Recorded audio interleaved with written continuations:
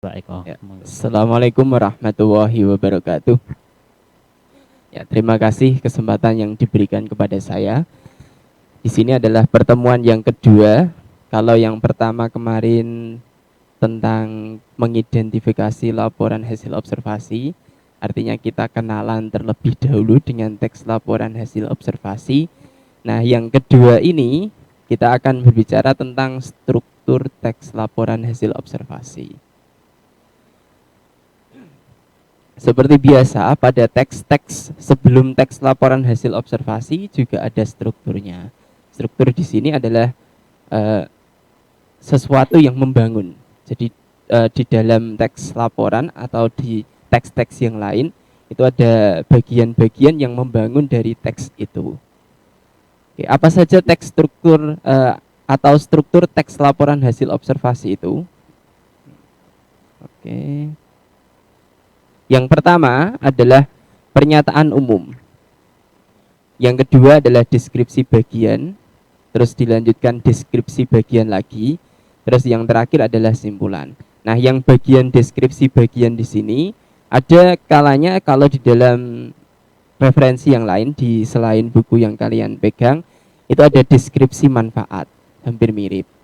Oke, kadang juga dikatakan hanya 3 pernyataan umum atau definisi umum atau klasifikasi umum. Kemudian yang kedua adalah deskripsi bagian, yang ketiga adalah deskripsi manfaat. Simpulannya tidak ada. Nah, kita menganut yang ini saja. Oke. Apa yang dimaksud dengan pernyataan umum? Pernyataan umum adalah hal yang awal kalau di dalam teks laporan hasil observasi. Isinya adalah definisi, kelas atau kelompok, keterangan umum atau informasi tambahan tentang subjek yang dilaporkan. Misalnya di sini ada contohnya, misalnya kita membahas tentang pantai. Maka kita definisikan pantai terlebih dahulu. Pantai apa? Pantai adalah batas antara daratan dengan laut. Batas ini merupakan zona laut sampai dengan kedalaman 200 meter. Dalam kurung garis isobat 200 meter. Jadi di sini yang paling awal pendefinisian dari hal yang kalian laporkan. Terus kemudian yang kedua adalah deskripsi bagian. Deskripsi bagian ini berisi perincian bagian-bagian hal yang dilaporkan. Kalau kemarin kita membahas teks laporan hasil observasi itu sama dengan teks klasifikasi. Nah, klasifikasinya ada di bagian ini, pada deskripsi bagian. Contohnya bagaimana? Ini ada contohnya. Menurut bentuknya ada 4 macam pantai, yaitu pantai landai, pantai curam, pantai bertebing, dan pantai karang. Pantai landai memiliki ciri pantai yang permukaannya relatif datar. Pantai curam biasanya bergunung-gunung, sementara pantai bertebing atau flash adalah pantai yang curam di muka tebing karena adanya penggunungan melintang tegak lurus terhadap pantai. Pantai karang terjadi jika di dasar laut sepanjang pantai terdapat terumbu karang. Misalnya pantai di Pulau Sulawesi, Maluku, dan Nusa Tenggara. Kalau kemarin kita membahas tentang ikan cupang, terus kemudian ada klasifikasinya, di teks yang saya contohkan ini, kalau misalnya kita buat klasifikasi juga bisa. Misalnya yang tadi adalah tentang pantai, terus kemudian ada klasifikasinya menjadi 4. Pertama ada pantai landai, pantai curam, pantai bertebing, dan pantai karang. Pantai landai, pantai landai itu yang seperti apa cirinya? Terus diklasifikasikan lagi, permukaannya relatif datar. Terus kemudian pantai curam juga sama, bergunung-gunung, dan seterusnya sampai akhir. Jadi bentuknya, meskipun bentuknya teks, tapi di deskripsi bagian itu bentuknya kalau dibuat klasifikasi bisa. Kemudian lanjut, yang terakhir adalah simpulan. Simpulan berisi ringkasan umum hal yang dilaporkan. Simpulan ini boleh ada dan boleh tidak ada. Contohnya, pantai merupakan batas antara daratan dan lautan. Dilihat dari bentuknya, pantai terdiri atas beberapa jenis. Nah, ini bentuk simpulannya. Oke. Setelah kita kenalan dengan struktur, kita langsung ke unsur kebahasaan, teks laporan hasil observasi. Unsur kebahasaan yang utama ada 4. Yang pertama adalah kepaduan paragraf, yang kedua adalah kalimat efektif, ketiga adalah penggunaan ejaan, dan yang keempat adalah penggunaan kata baku. Yang pertama adalah kepaduan paragraf. Nah, seperti kalian kenal, paragraf itu adalah susunan kalimat yang padu. Jadi kalimat-kalimat yang ada di dalam paragraf itu harus padu. Artinya padu itu bagaimana? Kalau misalnya kalian membahas tentang keterampilan membaca, maka kalimat-kalimat yang mendukung kalimat itu harus tentang keterampilan membaca. Nah, kita coba lihat paragraf ini, padu atau tidak? Lebah memiliki perilaku yang khas. Jika madu diambil, lebah akan marah. Kemarahan lebah bisa disebabkan karena terganggu dan terkejutnya koloni itu. Lebah ada yang bersifat agresif dan ada yang tidak agresif. Perilaku khas lebah juga terkait dengan pembagian kerja lebah.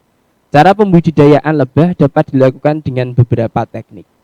Kalau kalian lihat, tentunya di sini ada hal yang menjadi beban dikal ketika kita membaca.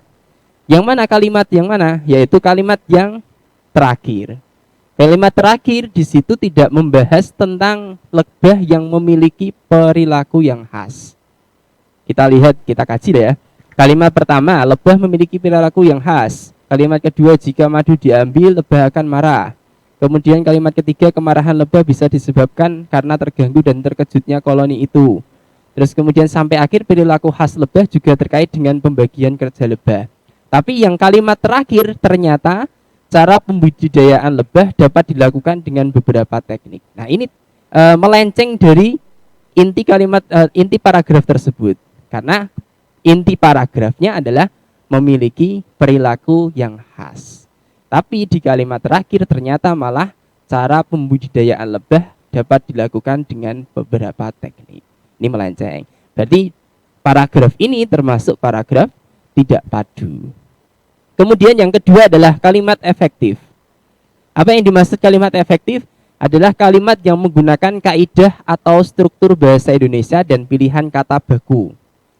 Gampangnya adalah kalimat efektif ketika saya ngomong, kemudian kalian mendengarkan, kalian pemahamannya sama dengan apa yang saya sampaikan.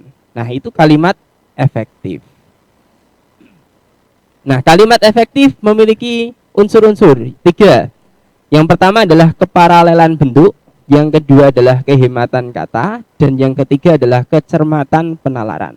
Yang pertama dulu, keparalelan bentuk. Kita bandingkan dua kalimat ini. Kalimat pertama, hutan bakau memiliki beberapa manfaat. Pertama, melindungi pantai dari abrasi. Kedua, perlindungan organisme laut. Dan ketiga, perbaikan ekosistem pantai di sekitar hutan bakau. Nah, kita bandingkan dengan yang kedua. Hutan bakau memiliki beberapa manfaat. Melindungi pantai dari abrasi, melindungi organisme laut, dan yang ketiga, memperbaiki ekosistem pantai. Kalian lihat dari kata berimbuhan melindungi, kemudian kata berimbuhan perlindungan, dan yang ketiga adalah kata imbuhan perbaikan. Nah, ketiganya ini imbuhannya berbeda-beda. Yang pertama adalah mei, yang kedua adalah peran, terus kemudian yang ketiga adalah perkan. Nah, di sini peran maksud saya. Di sini ada perbedaan jenis imbuhan. Maka di sini dikatakan sebagai kalimat tidak efektif. Yang efektif yang bagaimana? Kita lihat pada kalimat yang kedua. Kalimat kedua di sini menggunakan imbuhan yang sama, yaitu pertama melindungi, mei, kedua adalah melindungi lagi, ada mei, dan yang ketiga adalah memperbaiki, mei lagi. Jadi di sini ada keparalelan bentuk, artinya bentuknya sama. Kemudian yang berikutnya, kehematan kata. Contoh, semua itu disebabkan karena kurangnya disiplin. Nah, di sini kalian lihat kata disebabkan dengan karena ini fungsinya sama sebagai kata penghubung. Kata penghubung dua ini fungsinya sama sehingga kita bisa sederhanakan. Makanya di sini kalimat efektif itu menganut pada kehematan kata. Kalimat yang betul adalah semua itu disebabkan kurangnya disiplin. Atau boleh juga disebabkannya yang hilang menjadi semua itu karena kurangnya disiplin. Begitu ya. Terus kemudian contoh yang kedua, karena ia tidak diundang, dia tidak datang ke tempat itu. Nah, di sini ada pengulangan kata ia, padahal dua klausa ini, klausa 1 dan klausa 2 itu sama subjeknya.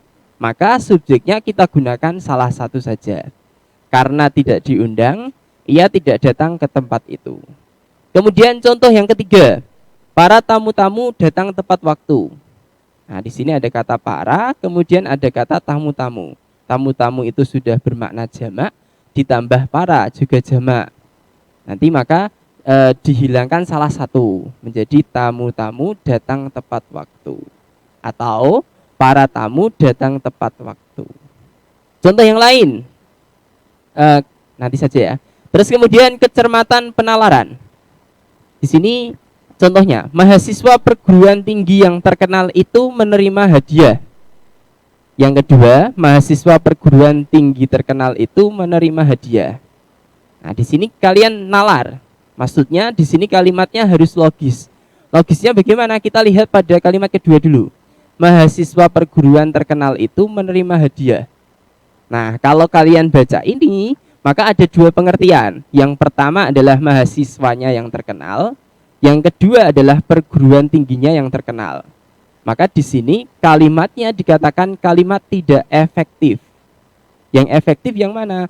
Maka diperjelas dengan kata hubung yang. Mahasiswa perguruan tinggi yang terkenal itu menerima hadiah. Begitu ya. Contoh lain misalnya,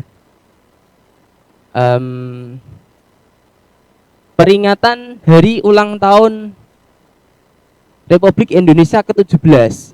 Itu salah. Kenapa salah?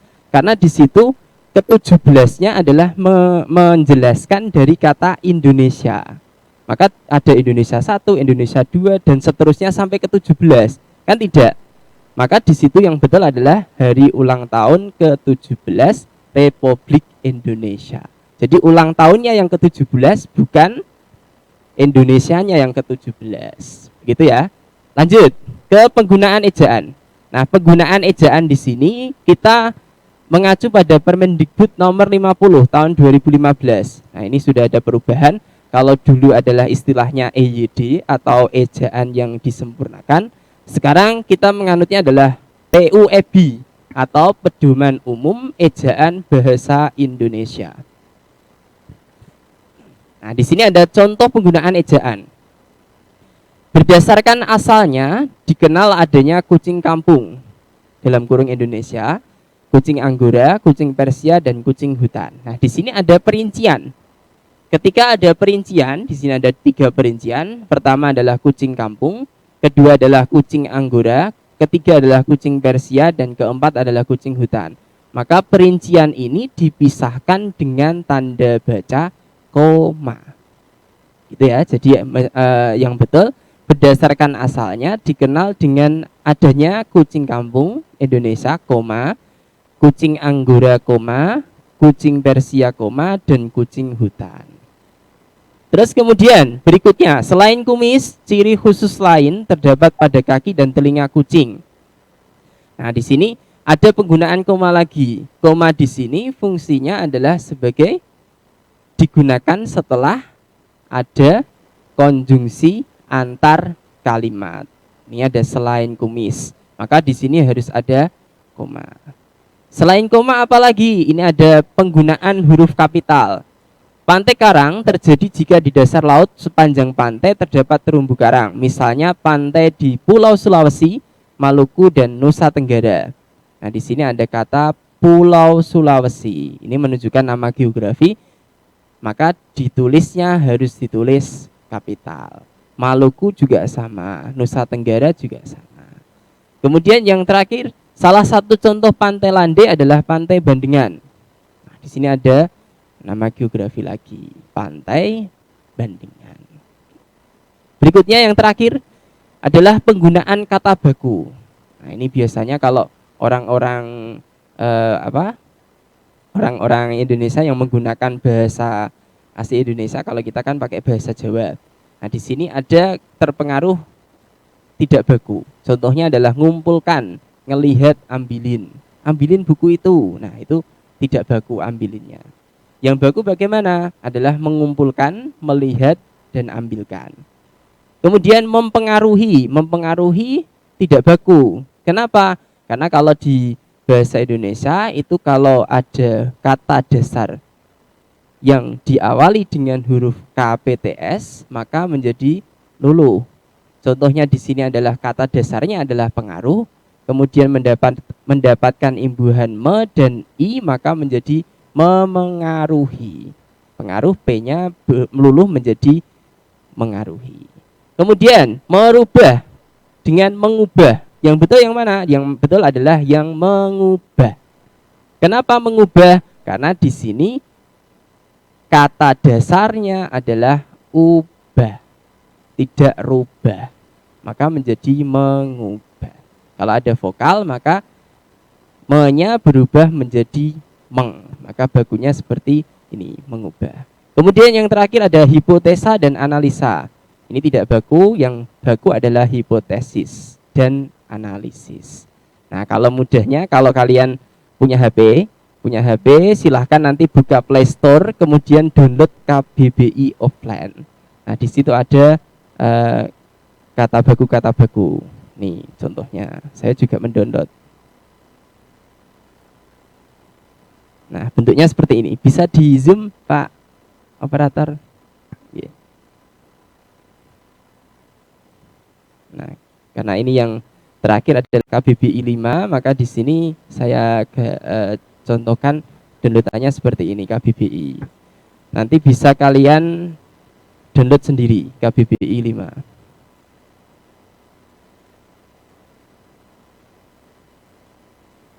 Oke. Kelihatan?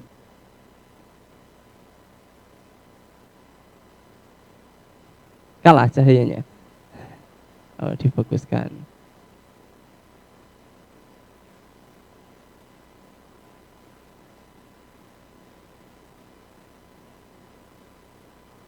Oke, nah ini gambarnya nanti seperti ini.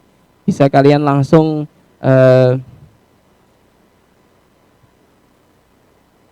nanti langsung di Play Store diklik saja KBBI, nanti keluar seperti ini. Nanti silakan di-download KBBI.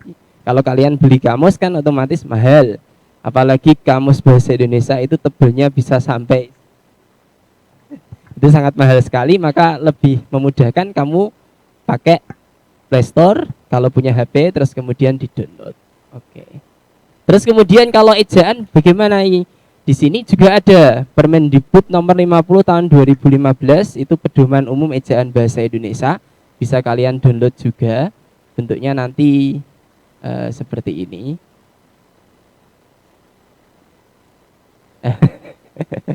Merepotkan nih.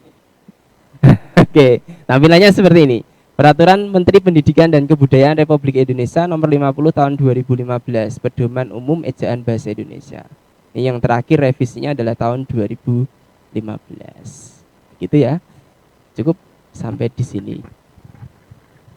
Terima kasih Bapak Eko Wahyudi yang telah menyampaikan materi pada pagi hari ini.